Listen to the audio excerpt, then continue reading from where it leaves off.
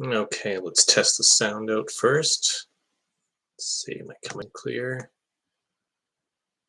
Yes, I am. Very good. Okay, so let's just get this leg 5 stats breakdown and recap out of the way. Who knew? Who knew that Linton would be doing another roadblock this like? But first, I don't know. I don't know if you caught this during the episode, and I don't know if you knew about this preseason, but this is the first visit to the Kingdom of Jordan in the entire history of the Amazing Race, not just for the American version, but internationally. That was really hyped up in the preseason press. Oh, it's the Kingdom of Jordan. That was even in the season preview. Oh, we're going for the first time ever. We're going to the Kingdom of Jordan. And it kept coming up and up again. And I believe a lot of people knew who made it to this point because when they were talking about going to the Kingdom of Jordan for the first time, that you could see the 9 remaining teams go there. So we already knew which were the first 3 teams to go. I didn't personally know because I those season previews in the past tend to have heavy unintentional spoilers by CBS. But here it was very blatant, and people already knew who had to go home by the Jordan visit.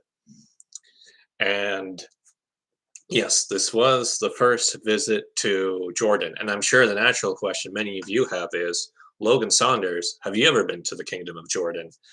And it depends who you ask. If you ask the cell phone company, the answer is yes, because when I was floating in the Dead Sea, my phone kept getting messages saying, "Hey, welcome to the Kingdom of Jordan. You got here before the Amazing Race did, just by a couple of months."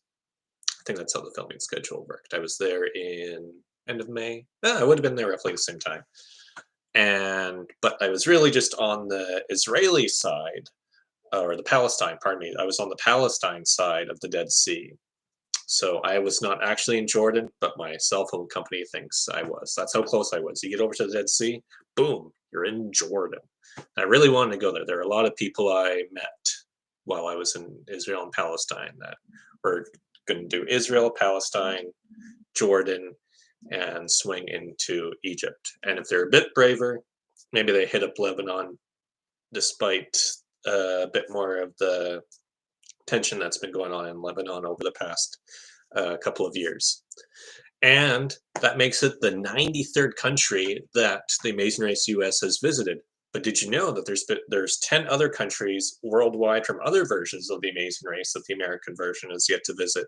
And that list includes, mostly from the Central American, from TAR Latino America, we've got Venezuela, Dominican Republic, Guatemala, and then I think a few of them come from the Israeli version with Hamrat, so that would include Dominican Republic, Bosnia, again, the Balkans. Come on, American version. I know it's not the most convenient place to get to in terms of it being major transport hubs, but there's a lot of countries in the Balkans you guys need to get to. Of course, Israel has been visited by the Australian version and, of course, the Israeli version of the Amazing Race. Spends a lot of time in Israel. Cuba has been visited by multiple versions, including Amazing Race Canada, one of about 2 times that they travel outside of Canada. Phil Kogan's beloved Nepal, I believe, was visited in the Israeli version of Amazing Race. And TAR Australia 6 made it to the Amazing Race 8's Family Editions Council location of Belize. They were just in Belize earlier this year, believe it or not. And my favorite country that the Amazing Race US has never made it to, but another foreign version did. I'm not making this up. I've written about it before. But in Amazing Race Vietnam, I think it was the final season of Amazing Race Vietnam that they did. They made it to, get this, I'm not kidding you. You can look it up online. The episode is online too. They went to North Korea. And a lot of contestants were shocked because they brought them to Beijing first. And they opened the clue at the Beijing airport that said, "You are now going to North Korea." And there's a classic photo caption that I always use of a woman going like this when she reads that she's going to North Korea. And yes, all of the contestants made it into North Korea and they were able to make it out of North Korea. I don't think the American version will be going to North Korea. Just a hunch. Venezuela's probably off the table. Cuba's definitely off the table for the American version. I know the Canadian producers specifically in articles. I think Mark Lysakowski and Mike Bickerton both told the press, "Hey, we made it to Cuba before Amazing Race US did." So they they gave themselves a pat on the shoulder and tipped their hats, not their cats, their hats to whomever was wanting to have hats tipped to them or caps. What the hell am I talking about? Okay, and let's see. We already talked about the Jordan part. Did you know they're in the Kingdom of Jordan? I just have to reiterate that one more time. Okay, and the tasks for this leg, of course, a big downgrade from what we saw last week. It was a slide puzzle. I have a good story about a slide puzzle. I am horrible at slide puzzles. Always have been, always will be. I was in a Survivor org where I was in the final three, and the final immunity challenge was a slide puzzle, and I just couldn't do it. In fact, none of the three of us could do it, and the challenge went on forever and ever until somebody was able to figure out the slide puzzle. And I was in an Amazing Race ORG with Michael Harmstone, and we both suck at slide puzzles. And we said, we'll do fine with any task as long as it's not a slide puzzle. And I volunteered for a roadblock. Guess what? It was a slide puzzle. I struggled for about an hour, and then we had to use our express pass on it. So, oh, and I also did an outdoor scavenger hunt a couple weeks ago, and one of the mini games on it was a slide puzzle, and we got a penalty because I couldn't figure out how to do the slide puzzle in 5 minutes, and it was a much smaller slide puzzle than the other ones I failed at. Kind of embarrassing. Something I really need to practice if I ever get cast for any of these shows. And let's see, the other task was, well, there's transporting random crap within Petra, and the roadblock, which I think, along with the slide puzzle, these are probably two of the three tasks that have been criticized more than anything else so far this season, was just, you're in Jordan, you're in a brand new country, 93rd country. Amazing Race doesn't make it to new countries anymore. We didn't have any new countries for Amazing Race 33. This is the first debut for a country since the season premiere of season 32 with Trinidad and Tobago. So here we are, new country. We're in the Kingdom of Jordan, as Phil Kogan has said repeatedly, and the roadblock is to dig up a square in the sand, which apparently had something to do with movie sets with Lawrence of Arabia filming there, and maybe Mad Max and 20 other films. But really, you're just trying to dig up a square. That was the first major task they did in Jordan, digging up a square. So not the strongest leg. I think there's going to be at least one more leg in Jordan, so I assume the tasks have to be better than a slide puzzle and digging for a square. Digging for a square with a cast full of squares. No, I'm just kidding. They're all nice people, I think. They've all been nice to me anyway. Okay, and this is the second leg in a row where the worst team from the previous leg gets eliminated. And some people will say, oh, that makes things predictable, especially if that pattern continues. And one team that has not met this fate yet is Aubrey and David. This is the second time in the first 5 legs where they've been the second to last place team to show up at the pit stop. So the trend continues of the second to last place team going home on the next leg. Aubrey and David will be out. And Amazing Race has been slowly knocking out Middle East countries over the past few years. Very slowly, might I add. So the natural question is, what would be the next Middle Eastern country they could go to? I presume Israel has to be on the table because there are a lot of Americans who live in Israel. It's really safe to travel around Israel. I was there for 2 weeks. That was the last country that Gianna and I traveled to before she passed away. Amazing Race Australia has been to Israel without any issues. So I can't see why Amazing Race US wouldn't go to Israel. It's not like the level of controversy on the news that you would have seen, say, 20 years ago. The world is a bit different now in terms of where our eyeballs are on for international news. So I feel like Israel should be very likely. The only other reason I can think of is that Israel is a very expensive place to travel through.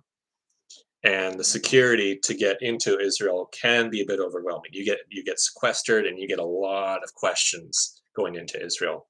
So Those are only reasons I could think of, and I think would be very fascinating. And uh, I I, I was just talking to an Amazing Race fan from, I think he was a fan from Southeast Asia, and he was asking me about my travels, and I told him about Israel. And boy, oh boy, did that guy have a lot of misconceptions about what goes on there. Okay, that's all I'm going to say about that.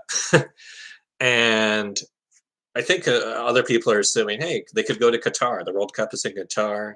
One of the best airports is the Doha airport in Qatar. Wouldn't that be the next Middle Eastern country if they want to avoid any sort of tension like in Israel?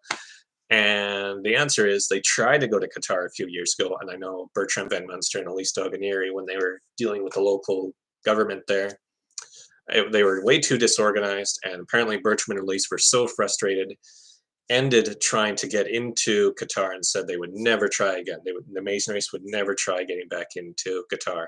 So Qatar is likely off the table.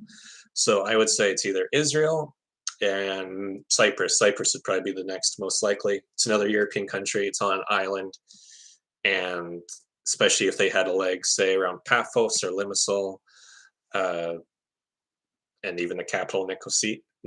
I assume if they stay away from the occupied side of Cyprus, that would be a really easy leg to do, and they could do some funky things, some funky Cypriot things in Cyprus. I was just there. I was just there about a year ago, just under a year ago. I was in Cyprus. Public transit kind of sucks there. It definitely have to be a self-drive leg. Okay, and let's see. Oh yes, Linton and Sharik ended this round with Linton having completed 4 roadblocks and Sharik just 1. So that's a roadblock off balance of 3 roadblocks when being eliminated. So naturally, I did some research. Surprisingly, Chuck and Winona do not end up on this list because Winona did do enough roadblocks leading up to being eliminated from the race. Dave and Connor make this list twice. Both times they played, Connor did 3 more roadblocks than Dave. Damn it, production. And also, Brad and Victoria, I believe Victoria had done 3 roadblocks, and Brad had done none before being eliminated.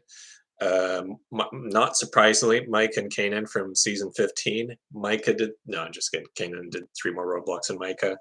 Rolly Weaver arguably has the biggest differential between his teammates because he did 7 roadblocks. One of his teammates did 4 roadblocks, and the other 2 teammates did 2 roadblocks from the Weaver family and family edition. Raquel and Caleb were also 3 roadblocks off because there was a reset rule after the season 33 reset itself. And there's one team in the American franchise, well, as of when the roadblock rule got adopted in season 6, there was one team that was 4 roadblocks off from each other, and that was Connor and Jonathan. Connor did 4 roadblocks, and Jonathan did 0 before they were eliminated. One of those rare teams that went from first place in leg 3 to being eliminated in leg 4. So I had no idea that Connor did all 4. So suddenly, I don't know if they were expecting Jonathan to be the stronger teammate, but you very, very rarely see that in all-male teams. Because all male teams tend to think they have a similar skill set and they tend to take turns out of fairness. That's typically what you see with all male teams. And Phil Kogan.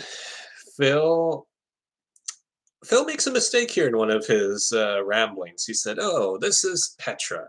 There's 100 square miles here in Petra, which is roughly the size of 100 Manhattan islands. Well, somebody on Reddit looked it up. Manhattan square mileage is 22.82. So it can't be the size of 100 Manhattan islands. So this is the most blatantly incorrect fact since Phil stated that Switzerland was the birthplace of democracy during season 31 of The Amazing Race. And 4 teams have won the first 5 legs. The last time it happened this quickly was in Amazing Race 30 when each of the eventual final 4 teams won each of the first 4 legs. And oddly enough, Lucas and Brittany, who would eventually finish 5th, won the 5th leg of the race.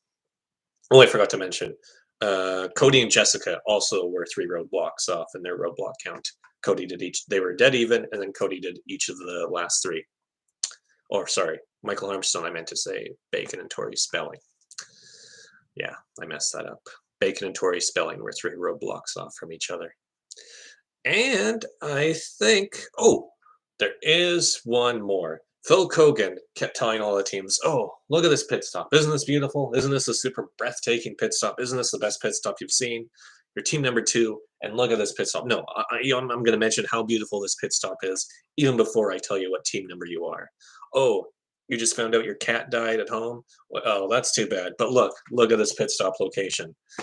So I think I could be wrong, but this is the first time Phil Kogan has had an erection because of a pit stop location since he was at the Sphinx in season 5.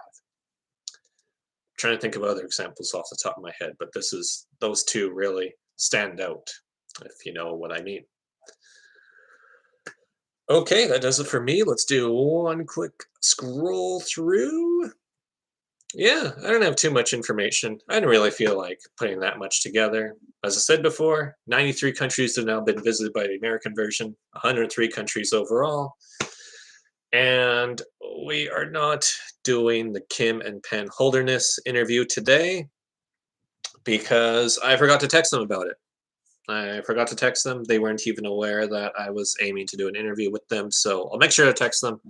And maybe for episode 6, we'll, alas, have Kim and Penn Holderness on. That would be fun because they'd be very confused by my questions and by the conversation, too. All right. Peace out and just chill till the next episode.